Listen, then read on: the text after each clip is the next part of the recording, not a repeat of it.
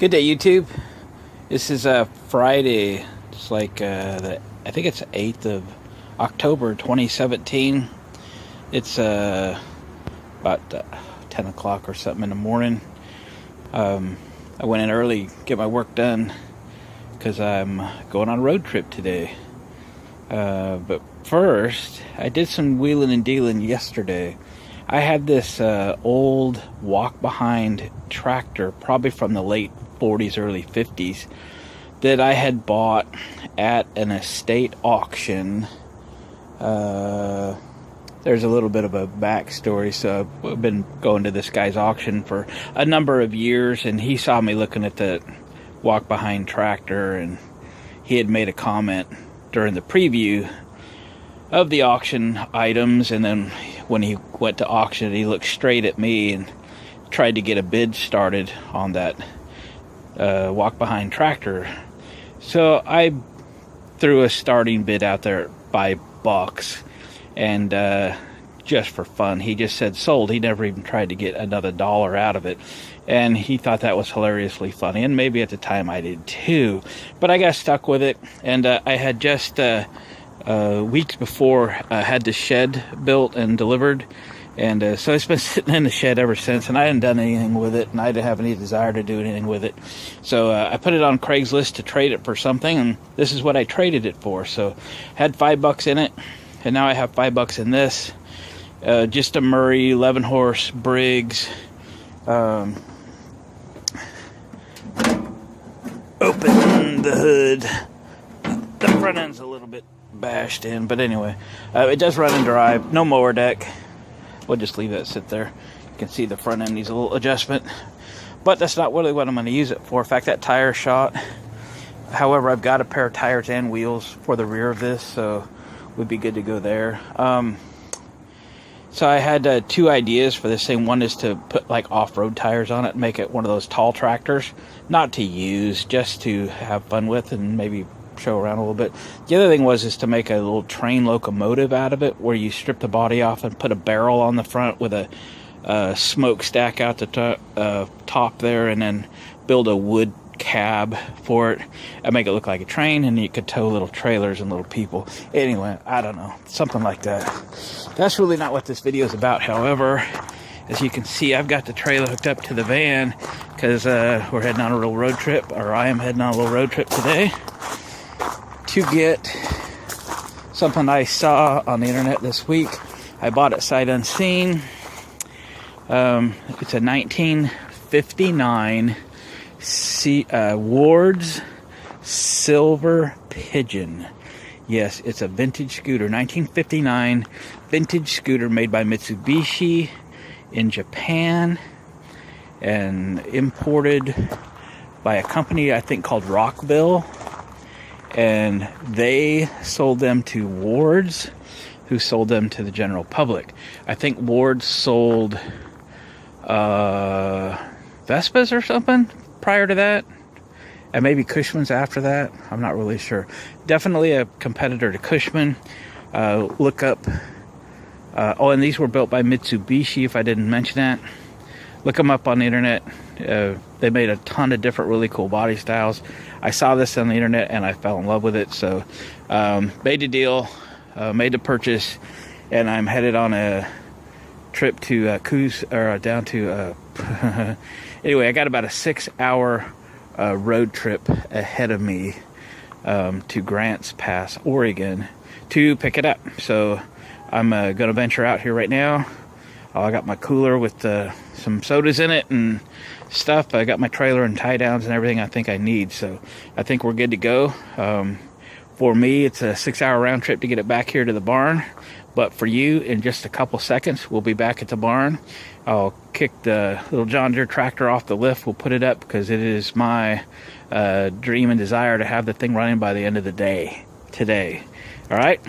We'll catch you in about 6 hours. For you, about 2 seconds. Okay, fast forward. It's about 2 o'clock in the afternoon on a Friday, and I am in Grants Pass. I picked up a scooter. I stopped, get a bite to eat, and about ready to just get some fuel and get back on the road and non-stop back home again. So there she is. It was everything I expected it to be.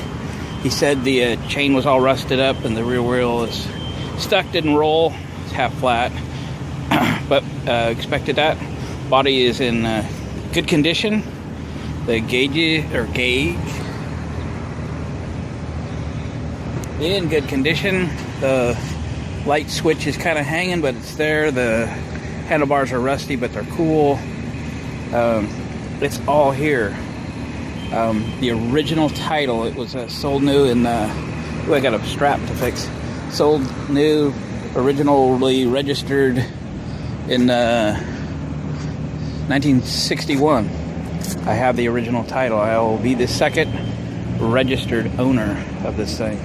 So we'll get the straps tightened up, check everything good one more time, and we'll hit the freeway here shortly.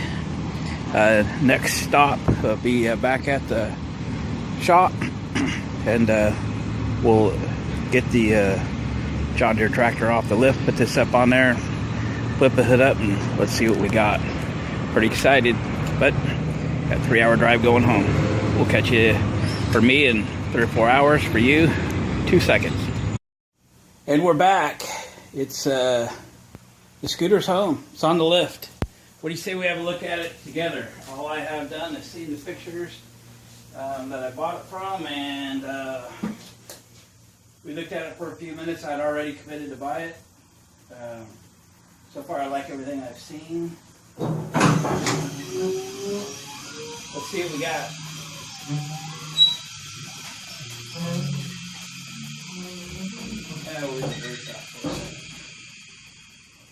Something I've already noticed. So, what do you think the chances are that we're running on factory rubber here? Let's have a look. So first off, way I believe this scooter came to be in the United States was this company called Riverside. They imported them from Mitsubishi and sold them to Montgomery Wards. This is a Silver Pigeon. That's the horn. That's the headlight. This thing is very complete. It's not beat up. A few little dings in it. There's a ding. No real rust. Just surface rust. The look at that front suspension piece. So there it is, 1959. It's a C80, serial number 463. These are little rubber pads. This one's a little crispy and it's fairly well shrunk. We'll have to make something a little different for that. They all have the Pigeon emblem on it. Everything did, including the grips. I'll show those to you in a minute. We'll set this back down. So Kickstarter, the engine turns. The back wheel does not turn, so that's a chain drive. And it's enclosed chain drive. That chain is crusty, would be a good word for it. So this little compartment here latches. This is where you would hook seat pad, rear seat pad. That's the big nut right there that, if we undo that, allows the body to flip forward. Oops, sorry, out of frame. It'll be easier to do if we let it back down. And then you have some flip out pegs for a passenger. Spare tire mount. Taillight, relatively small. Glass lenses.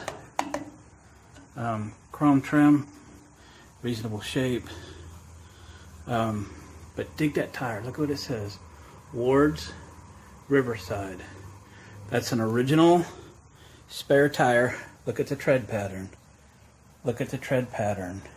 That rear tire says Wards Riverside. I believe we're rolling on original rubber here. I can't spin that, so you'll have to read it. Wards Riverside.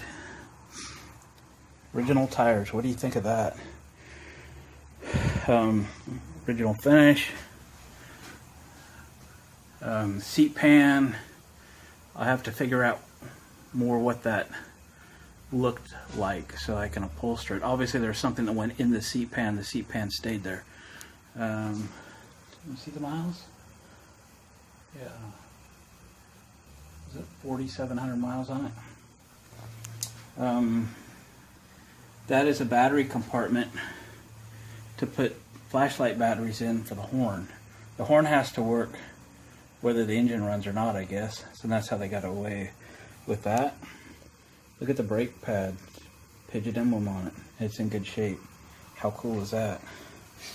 Some fasteners to de-rust. I didn't open this. Like, hello? Oh, fuel shut off. Look at that right there. And must be how you check the oil. Oh, we'll find out. The front tire is a different tread pattern on it as the rears, and a different tube in it. These interesting. These wheels are two-piece wheels, just like the Cushmans are. And we're back to the front. Okay, let's. Sorry for the noise. We'll let it down. So you're guessing I had to drag this thing in there. You'd be right. It was. I tried to put that little dolly cart under the rear wheel, and it was more trouble than it was worth. I kind of here by myself. I tried to air up the rear tire, nothing. I tried to air up the spare, nothing. So all I could do is drag it over here. I had to evict the little John Deere off the lift. Clean the lift up just a little bit. So here's, let's get that nut taken off. Tell you what, put you back on the stand so that I got two hands to work with, because I need all three of them. Back on this stand.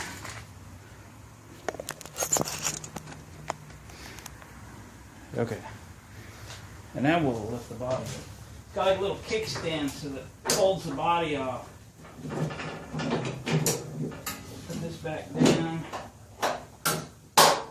There we go.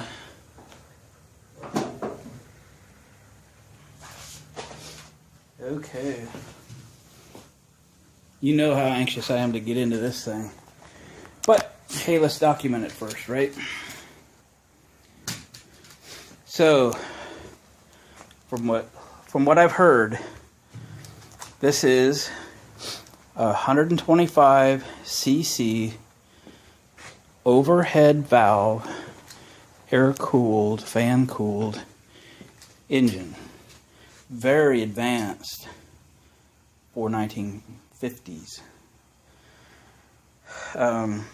Spring-only suspension. I hear there's really no shocks on it, and a big Variac variable drive belt, which that one's obviously seen better days. The word is this has was last registered in 1967. It's the last time it was ridden.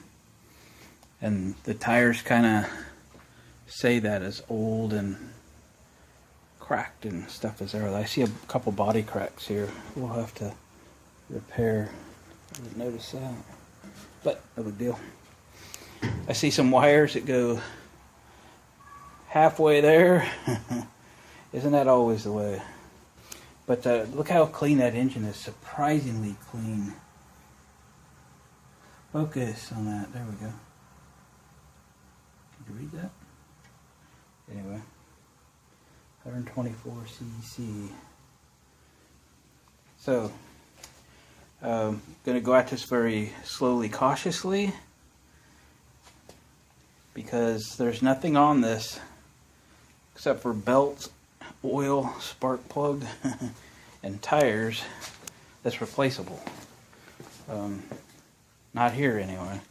So Parts are pretty hard to come by. This thing's obviously worth more in parts than it is together, but I would never part something like this out.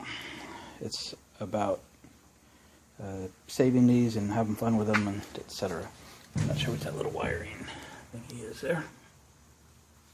Okay, well, that's as much of a look as I can give you for the minute. As far as what works, what doesn't work, I think the choke cable worked. I do want to see if the throttle cable does anything, because it didn't feel like it does. I'm not feeling like it does anything. So a lot of TLC. I think they call this a tickler, like a way to get fuel into the carburetor or something. There's the fuel tank up there. I like how clean it is. Sediment bowl. I see a couple weird clamps. Obviously we'll have to go through all of that, but that's part of the fun. I was very happy purchasing something like this sight unseen, that there was no big surprises. It was basically as they said it was, so I'm happy for that. So with that, I'm going to get into this thing a little bit. There's no battery in it. Everything runs on magneto, so there's no battery to charge. We'll tickle some fuel in it and see what happens. I'm just hoping there's spark. I'm hoping for a fire. That'd be good enough for me for today, and then we'll go from there. Riverside Motor Scooters, Montgomery Ward. Right on, guys. So I think I'll end this video. We'll put these little clips together. Little run to pick up this scooter in Grants Pass, Oregon and back. It was almost 400 miles, a little over 6-hour round trip. Worth every mile and every minute. And got a little something more to play with here. Thanks for commenting, watching my videos, going along for the ride, subscribing, and tell your friends. So we'll see you on the next one.